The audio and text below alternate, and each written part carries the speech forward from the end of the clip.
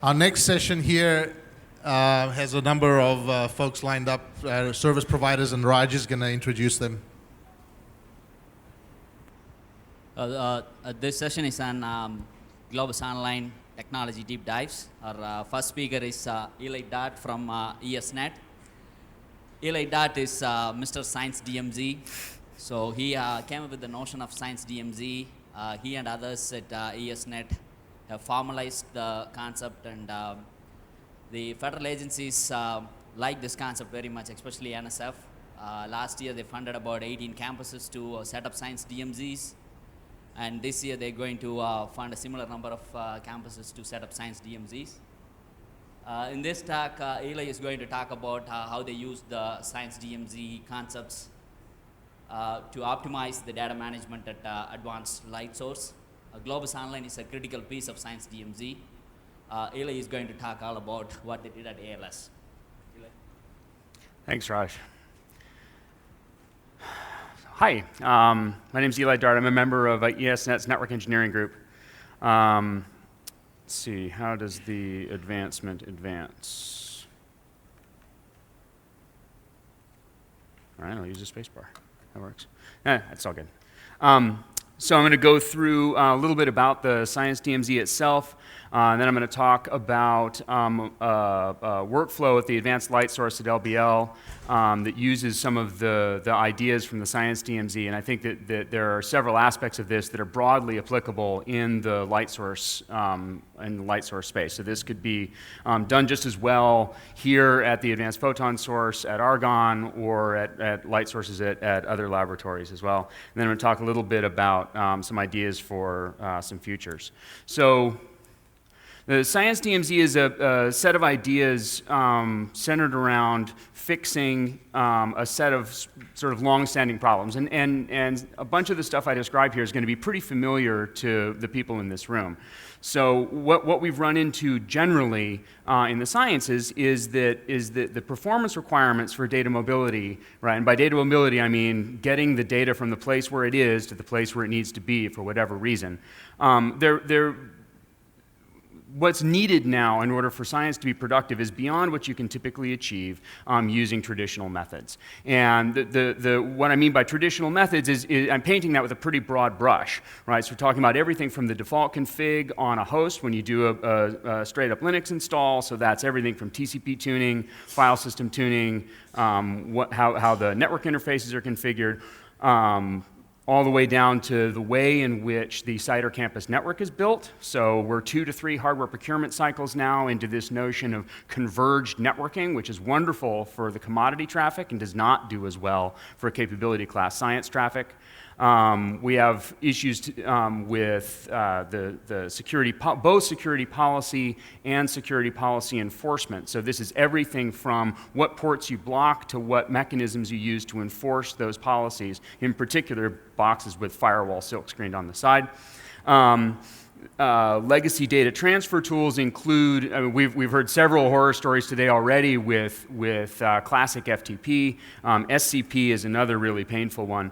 And then what I call wait for trouble ticket operational models. And so the notion of, okay, I've built it, I'm now going to sit back and drink a beer, and if you all have problems with it, you can come call me, right? We've seen a whole bunch of cases where that operational model is demonstrably a failure, right? We have to do better than this. So the Science DMZ model describes a performance-based approach to infrastructure for data-intensive science. So it's composed of several pieces, including this notion of if you're going to use infrastructure for data-intensive science, you should build it for that purpose, right? So this is the critical piece here is you build dedicated infrastructure for it, which means hosts to run it, the configurations of those hosts, the network devices that you use, and the separation of network path off of the commodity LAN infrastructure. So your wiring closet switches are typically selected based on cost, and you want to get 8 to 10 years out of them, and we find that infrastructure just doesn't work that well for capability class science flows. And then proactive operational models, as I described, and a security posture well matched to high performance science science applications. So nobody's network actually looks like this, right? This is an abstract cartoon, but it serves to illustrate several of these components. So if we're going to build infrastructure specifically for wide area data transfer, right, what do we need to do, right? We need to get it out as close to the site perimeter as we possibly can, so we attach it here directly to the border router. And by the way, the term Science DMZ borrows from the network security vernacular. And so if you look at traditional network security, there's this notion of a demilitarized zone, or DMZ network, and its job is to hold the services that are accessed by external entities. So this is authoritative name servers, incoming mail, outward-facing web servers, things of that nature. And so what you want to do is you want to take that stuff and you put it as close to the network perimeter as you can, and you build a set of security policies and infrastructure for that that's designed to deal with the external-facing traffic so that your inside networking and security and everything else doesn't get conflated with traffic that's designed to go outside the enterprise anyway. And so if you take that same set of ideas and you can say, okay, we're going to build something specifically for high-performance data transfer, well, the further into your network you drag this thing, the more of your network you have to provision with capability class infrastructure. All that does is up your costs. And it gives you more things to debug. So all the essential pieces are here in this diagram. We have a high-performance data transfer node, right? It's a device set up specifically to deal with high-performance data transfer. Capable hardware. We implement the security policy to control access to and the integrity of that data transfer node as close to it as we can, and we do it on a device that can process packets at wire speed. The idea is traffic permitted by security policy sees no loss, right? That's really hard to do with an enterprise firewall. And so and I should not neglect, test and measurement is absolutely critical for this. And the current gold standard for that is the perf sonar infrastructure. So you can build this thing and it'll work fine when you build it, but things break. I mean, they just do. It happens over time, right? Optics fail, somebody bumps a fiber. Sometimes, a line card just decides, this packet forwarding thing, no. And so if you're not going to wait for the users to find it and tell you, right, you have to structure your life so that you can find the problems before they do. And what this does for us as infrastructure providers is it means that from a user-facing perspective, the infrastructure we deploy works better because they don't have to be the ones reporting the problems all the time, right? If we find it and we fix it within a few hours, half the time the users don't even notice. If it's consistently bad for a week or 2 weeks or a month or more, they still won't tell you, but they'll complain to your program management behind your back. Ask me how I know.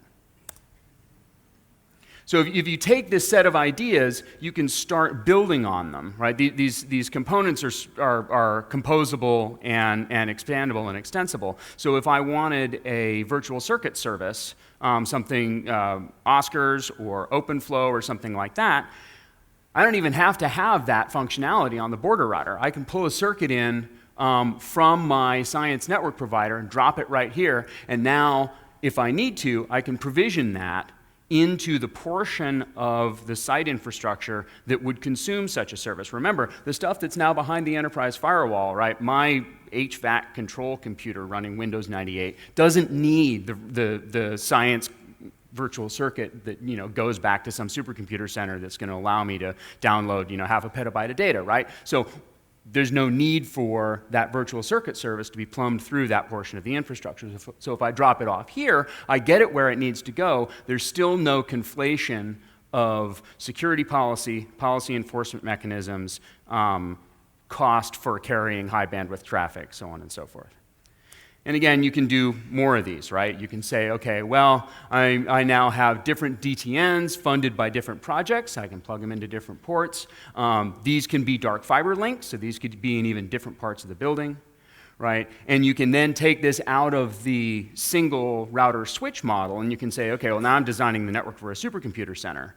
And so I'm going to put a whole bunch of DTNs that mount a Lustre or GPFS instance.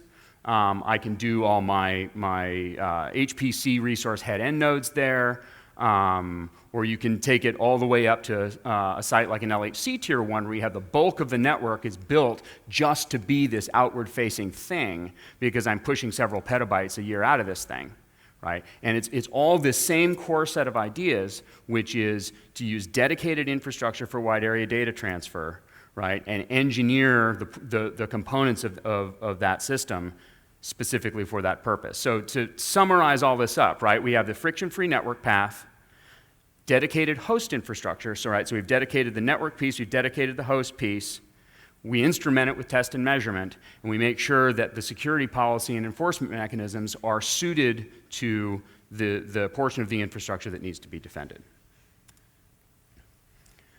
So I'm going to table that for a sec and talk a little bit about what we're seeing in the Photon Sciences. So this is, there's a synchrotron facility here at Argonne, the Advanced Photon Source. There's another one at LBL, the Advanced Light Source. NSLS at Brookhaven, SSRL and LCLS at SLAC. There are a bunch of these scattered around the DOE National Laboratory Complex. And these are big facilities. They cost millions to billions of dollars, and their job is to supply X-rays or neutrons for use in science experiments. And so you have lots and lots and lots of these things. They're called beamlines. And beam of X-rays that comes out and you shine it on something. David was talking a little bit about this earlier, right, where you're characterizing, for example, the crystalline structure of some tubing or whatever. We have had people who are trying to look at explosive materials, characterize biology. There's a whole bunch of uses for this stuff. But the detectors used at these facilities are very similar to digital cameras in many cases, and so they're on a Moore's Law growth curve. And actually, you get exponential in two directions, right? So not only is the sensor area increasing, right? So 512 by 512, up. But they're also changing the way in which they read them out. So instead of reading it once every 2 seconds, once a second, now we're doing, 10 hertz, 100 hertz. People are deploying kilohertz devices. They're talking about megahertz devices. So you can see that the data sets, and then that's 16 bits per pixel or whatever, right? So the data sets get big very, very quickly. So in order to accommodate that, the infrastructure that handles that data needs some significant upgrades, right? So photon scientists aren't what we would consider to be computer people, right? Most of the folks in this room are computer people, right? I have a computer background, computer science. Right, and so, by the way, do the LHC people. Right, a lot of the LHC folks, the high energy physics community, they could be classified as computer people. Right, they understand computers pretty well.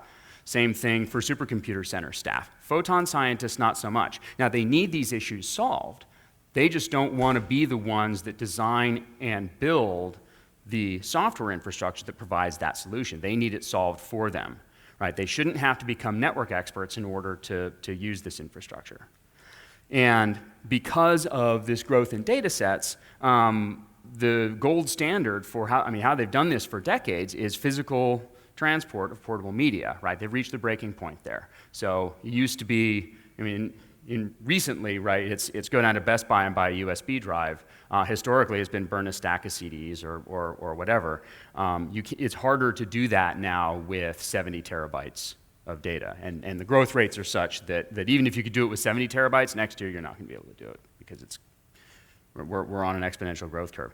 And oh, by the way, I can't do it with physical transport, but the default configs no longer perform well enough to do it over the network without understanding more about what we're doing.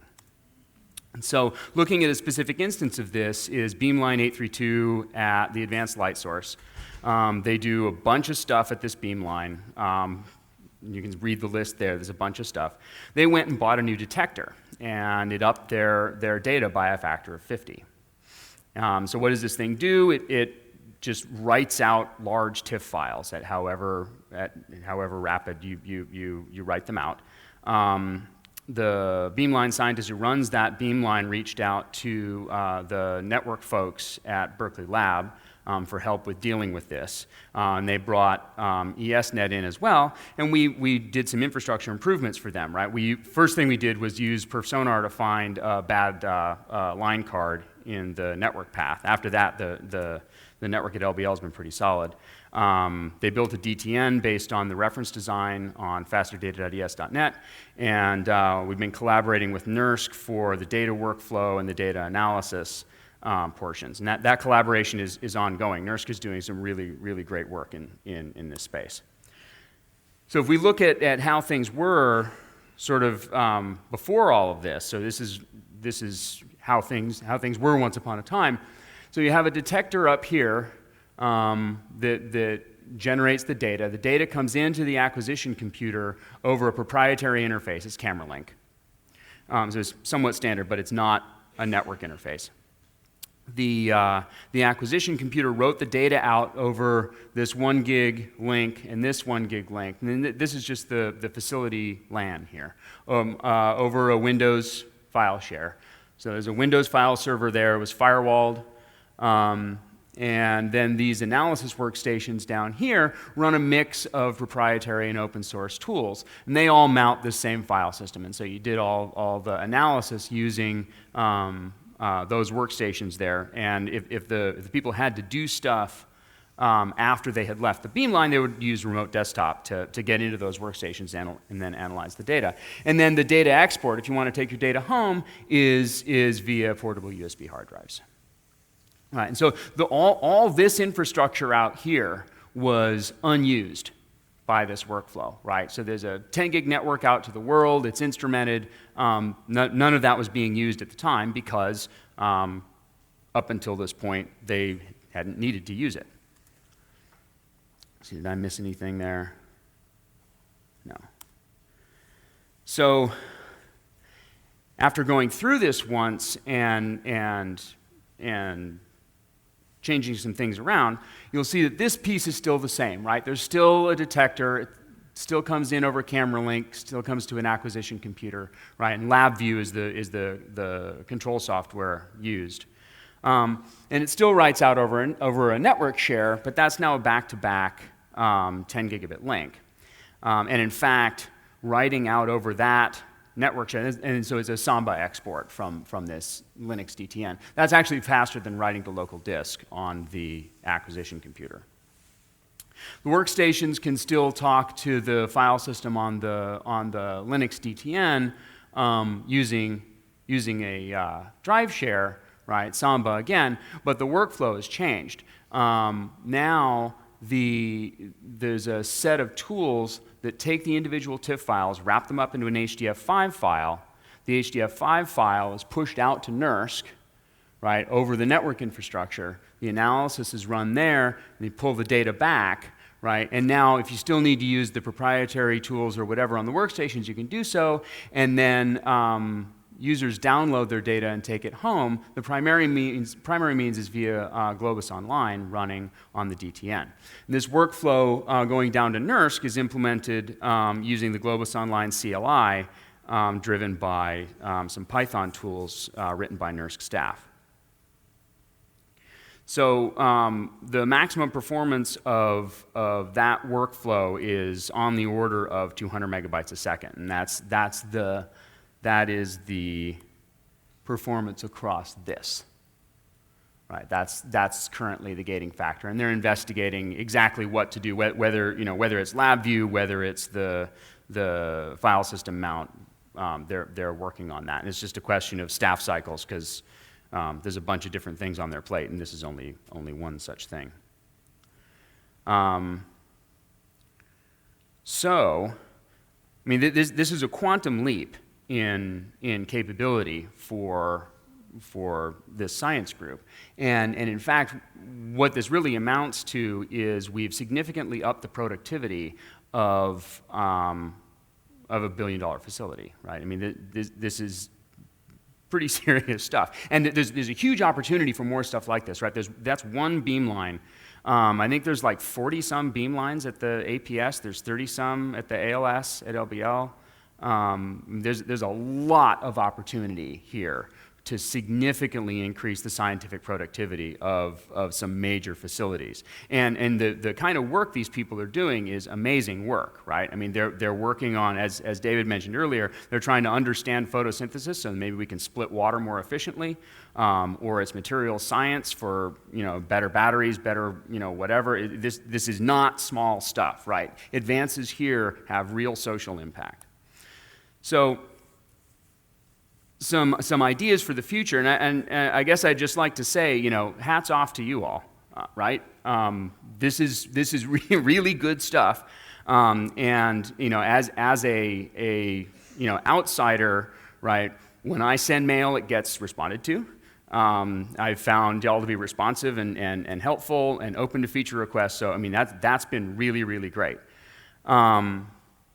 There's some other sort of work that needs to be done on this workflow in particular, right? So and this gets into storage scheduling and things like that, right? So how do you prioritize the data acquisition workflow over, say, other file system mounts, right? How do you come up with a generalizable config for a Windows data acquisition computer writing to a Linux DTN, because this isn't the only place those things are installed. In a lot of cases, the commercial provider that builds the detector, right? They build a set of drivers for this, and they're typically Windows drivers, right? So this is something that those of us supporting the light source community are going to run into again and again and again until we can figure out a generalized way of supporting this.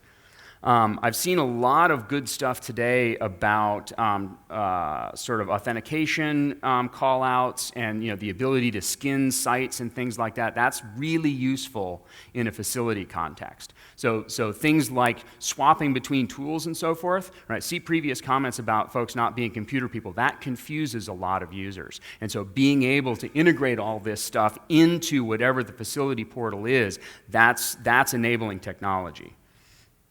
And then there's there's always more to do, right? But I think this is an indication of some really good progress that's been made and stuff that can have real scientific impact. So just to wrap up, good tools are really important. I mean, from a network person's perspective, right? The user interface to the network is actually something like Globus Online, right? Because users don't log into the routers, right? Why would they, and why would we let them, right? That's just not the service consumption model for a network infrastructure, right? The service consumption model for a network infrastructure is there's an application running on a computer connected to it that does something, action at a distance using a network infrastructure. So having good solid tools for that is really important. And then if you apply that to the photon science space, we've seen some good stuff, and there's plenty more work to do, and we'll see good results from doing that work, right?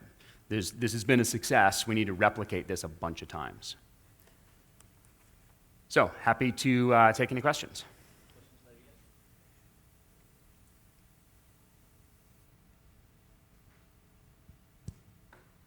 Okay. Thank you very much.